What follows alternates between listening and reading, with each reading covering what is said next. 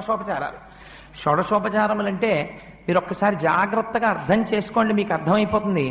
మొట్టమొదటిది ధ్యానం, రెండవది ఆవాహనం, మూడవది ఆసనం, నాలుగవది పాద్యం, ఐదవది అర్ఘ్యం, ఆరవది స్నానం, ఏడవది వస్త్రం, 8 యజ్ఞోపవీతం, 9 గంధం, 10 పుష్పం, 11 ధూపం, 12 దీపం, 13 నైవేద్యం, 14 తాంబూలం, 15 నీరాజనం, 16 మంత్రపుష్పం.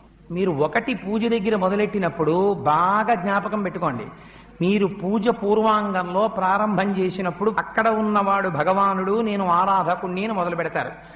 16వ కళ దగ్గరికి వచ్చేటప్పటికి చంద్రుడు పూర్ణత్వాన్ని పొందుతాడు, పౌర్ణమి చంద్రుడు అయిపోతాడు, పూర్ణమైపోతాడు. గుండ్రటి సున్నా పూర్ణమద